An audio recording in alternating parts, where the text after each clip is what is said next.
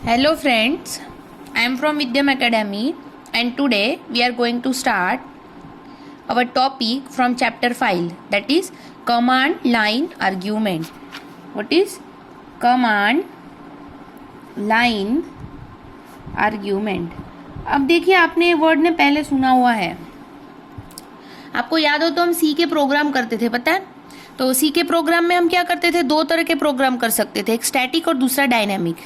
Static में आप क्या करते थे, वैल्यू खुद पास करवाते थे, बराबर है। मतलब सपोज मुझे C is equal to A plus B करना है तो आप ए इज इक्वल टू 2 और बी इज इक्वल टू 3 पहले ही पास कर दोगे, that is your static programme.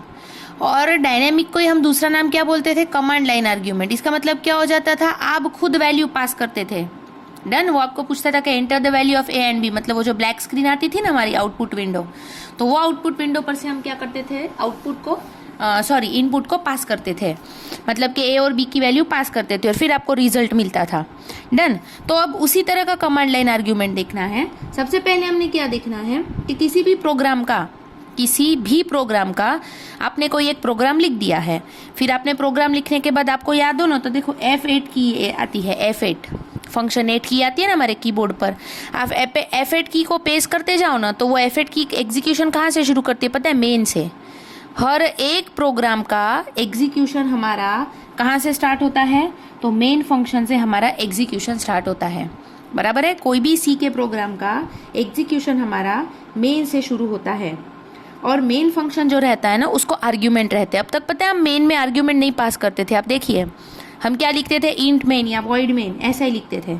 उसके अंदर फिर हम क्या करते थे, ऐसा लिखते थे, फॉर एग्जाम्पल इंट, और फिर हम लिखते थे मेन, और ये हम ब्लैंक रखते थे। अब हम यहाँ पर ना आर्ग्यूमेंट पास करेंगे, तो इसको बोलते हैं कमांड लाइन आर्ग्यूमेंट। मतलब हर एक प्रोग्राम का एग्जीक्यूशन मेन से शुरू होता है, पर आप जो वो मेन का फंक्शन लिखोगे ना, तो आप क्या करोगे, ये मेन फंक्शन में यहाँ पर किसको पास करोगे, अब आर्ग्यूमेंट को पास करोगे, बराबर है। तो इससे क्या हो जाएगा कि आपका जैसे ही फाइल एग्जीक्यूट होगा, मतलब कि जो भी आपने प्रोग्राम लिखा है, जो भी नाम से आपने स्टोर किया है, फॉर एग्जांपल test.c से स्टोर किया है, तो test.d जैसे ही एग्जीक्यूट हो जाएगा ना, तो आफ्टर एग्जीक्यूशन वो आपको क्या पूछेगा, आर्ग्यूमेंट पास करने के लिए पूछेगा, क्योंकि आपने यहाँ पर क्या किया होगा मेन में, तो यहाँ पर आपने आर्ग्यूमेंट दिए होंगे। अब ये आर्ग्यूमेंट की वैल्यू वो आपको क्या पूछेगा, वो ब्लैक कलर की स्क्रीन आएगी, वहाँ से पूछेगा, और वहाँ से फिर आप क्या करोगे, वो आर्ग्यूमेंट को पास करोगे। तो अब हमको देखना है कि इसका फॉर्मेट क्या रहता है, या जैसे हम जिसको बोलते हैं सिंटैक्स, तो इसका सिंटैक्स अब किस तरह से होता है वो हमको देखना है, बराबर है।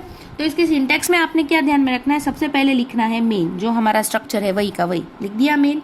फिर सबसे पहले दो चीजें आती है इसमें, एक लिखना है इंट argc, एक क्या आता है आपका argc, और फिर कॉमा करके आपने क्या लिखना है, कैर स्टार argv। ये दो चीजें आपने पास करनी है मेन में। और आपको जैसे पता है कि मेन के बाद हम कभी भी सेमी कॉलन यूज नहीं करते हैं, तो आपने यहाँ पर भी सेमी कॉलन यूज नहीं करना है। हो गया ये सभी को क्लियर? तो आपने क्या करना है अभी, यूजिंग कमांड लाइन आर्ग्यूमेंट का मतलब क्या बोल रहे हैं वो, कि हर एक प्रोग्राम का एग्जीक्यूशन मेन से शुरू होता है। ओके डन, मेन से शुरू कीजिए। पर जब आप कोई प्रोग्राम लिखते थे तो आप इंट मेन ही लिखते थे, उसमें कुछ पास नहीं करते थे, और फिर आप अंदर पता है प्रिंट एफ लिखते थे कि enter the value of A and B, फिर स्कैन एफ में स्टोर करवाते थे और फिर उसको कंटिन्यू करते थे। अब आपको वो प्रिंट एफ स्कैन एफ कुछ करना ही नहीं है, जो चाहिए वो कहाँ पास करना है, या मेन के अंदर अपने आर्ग्यूमेंट दे देने हैं। अब फिर सवाल ऐसा है कि ये argc और argv क्या है, हमको पता तो चलना चाहिए ना कि ये क्यों लिखा है हमने, बराबर है। तो argc क्या बताता है पता है, argc मतलब C for count, C for count. इसका मतलब रहता है कि ये क्या इंडिकेट करता है, आपका नंबर ऑफ आर्ग्यूमेंट्स। ये क्या इंडिकेट करेगा आपका, तो नंबर ऑफ आर्ग्यूमेंट्स, आपको कितने आर्ग्यूमेंट पास करने हैं, नंबर ऑफ आर्ग्यूमेंट्स, ये आपको ये इंडिकेट करेगा। जैसे कि फॉर एग्जांपल मैं 4 पास करूं तो 4 आर्ग्यूमेंट आप दे सकोगे, मैं यहाँ पर 6 पास करूं तो आप यहाँ पर एरे में कितने दे सकोगे, 6 में दे सकोगे। आप देख रहे हो ना, ये argv मतलब एक कैरेक्टर एरे है, तो आप क्या कर सकोगे। पर हाँ, ये ध्यान में रखना है कि argv में हमेशा कैरेक्टर वैल्यू ही पास करनी है, कैरेक्टर एरे रहना चाहिए। जैसे फॉर एग्जाम्पल मुझे कैरेक्टर एरे डिफाइन करना है, तो मैं क्या करूँगी, सपोज मैंने आर्ग्यूमेंट argc में 4 पास किए, तो 4 आर्ग्यूमेंट मुझे देनी है, तो यहाँ मैं क्या पास करूँगी, तो ओम, स्नेह, ध्रुवम और मैंने स्मित, ऐसे 4 नाम पास कर दिए। सपोज मैंने यहाँ 6 लिखा है, तो मैं क्या कर दूंगी कि भाई ध्रुवीन, तनय, ओम, स्नेह, उसके बाद महर्षि, कौशल, ऐसे मैं क्या कर दूंगी, 6 नाम पास कर दूंगी। हो गया क्लियर? मतलब आप यहाँ जितना नंबर दोगे ना, उतने आपको यहाँ पर कैरेक्टर एरे ही पास करना है, इंटीजर या ऐसा कुछ आप पास नहीं कर सकोगे। हो गया क्लियर? इसमें कंपलसरी कैरेक्टर वैल्यू ही आपको पास करनी होती है। तो सबको क्लियर हो गया। सबसे पहले ARGC मतलब नंबर ऑफ आर्ग्यूमेंट्स कितने आपको पास करने हैं, number of arguments you wanted to pass, या you want to pass. Clear. फिर दूसरी चीज है कि तो अब ये ARGV क्या है, बराबर है। ARGC तो समझ में आ गया, चलो। पर अब व्हाट अबाउट ARGV? तो ARGV मतलब क्या रहता है पता है, actual argument as pointer to string. ये क्या रहता है, एक्चुअल ARGV मतलब एक्चुअल आर्ग्यूमेंट, मतलब जो अब आपके हो गए, बराबर है। यहाँ तो नंबर पास किया था, अभी जैसे मैं बोल रही हूँ ना आपको कि कौशल, महर्षि, फिर ध्रुवम, ये सब जो मैं तनय नाम बोल रही हूँ ना, तो ये सब नाम अब आपको पास करने हैं, मतलब एक्चुअल आर्ग्यूमेंट पास करने हैं as pointer to string. Pointer to string मतलब जैसे मैंने बोला ना आपको कि कैरेक्टर ही रहने चाहिए, कैरेक्टर एरे ही रहना चाहिए। क्लियर। देखो जैसे फॉर एग्जांपल मैंने क्या किया, आपने कोई प्रोग्राम रन किया, उसमें आपने ये पास किया था आपने ये पास। अब जब वो प्रोग्राम रन हुआ तो उसने सबसे पहले क्या आपको पूछा कि भाई प्रोग्राम जैसे आपका एग्जीक्यूट हुआ तो उसने बोला कि type the following in the command line, कुछ तो भी टाइप करो। आपने प्रिंटफ में ऐसा लिखवाया है। अब मैंने क्या टाइप किया पता है कि फॉर एग्जाम्पल डी, बराबर है, डायरेक्टरी हम जनरली लिखते हैं। फिर मैंने यहाँ पर क्या लिखा, पहला तो तनय, फिर मैंने क्या लिख दिया, रौनक। आपको बीच में कॉमा देना नहीं है, तनय रौनक। फिर मैंने क्या लिख दिया, तो ध्रुवीन, बराबर है। फिर मैंने क्या लिख दिया, तो आर्यन, बराबर है। अब मैंने क्या लिख दिया, धार्मिक। ये लिख दिए मैंने नाम। अब ये नाम लिखने के बाद क्या हो जाएगा पता है, देखो जब आप ये कंटिन्यू करोगे ना तो काउंट कितना दिखाएगा वो आपको, 1 2 3 4 5, 5, बराबर है। और इसमें कितने आएंगे, आर्ग्यूमेंट कितने पास किया आपने, तो आर्ग्यूमेंट में वो आउटपुट में क्या लिखेगा, तो पहला लिखेगा तनय, फिर लिखेगा रौनक,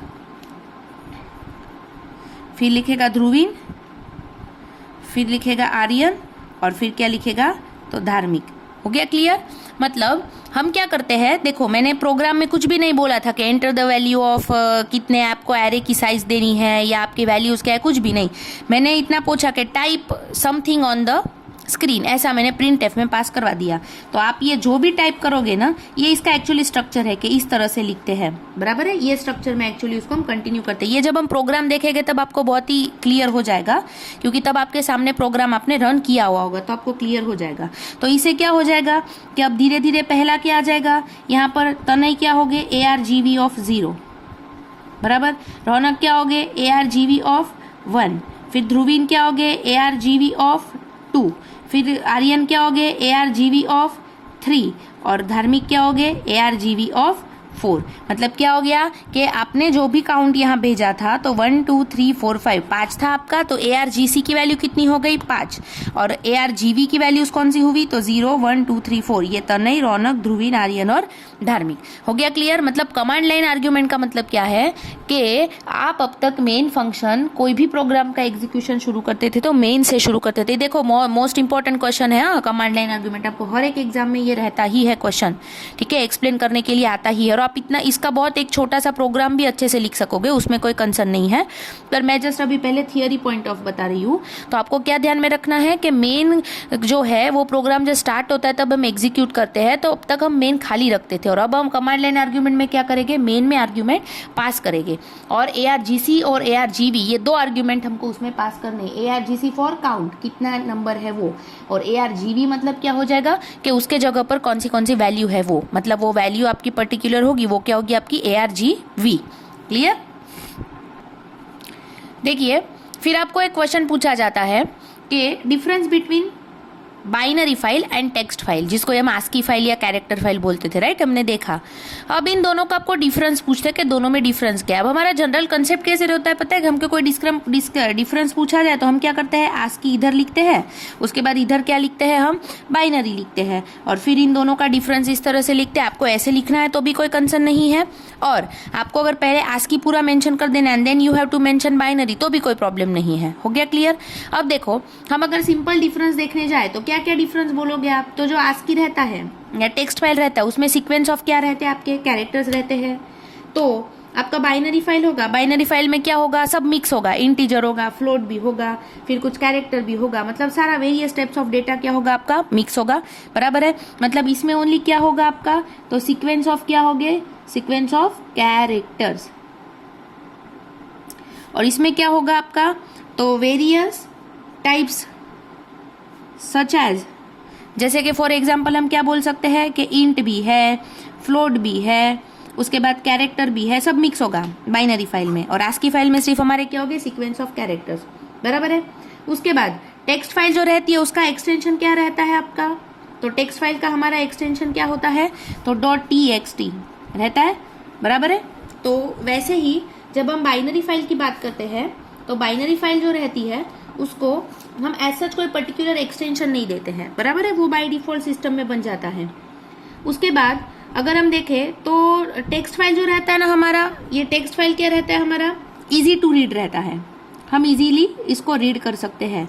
पर आप बाइनरी की बात करें तो ये क्या रहता है आपका, डिफिकल्ट टू रीड रहता है। ये कुछ आप पढ़ सकते हो, कुछ नहीं पढ़ सकते हो, मतलब ये रीडिंग के लिए डिफिकल्ट होता है।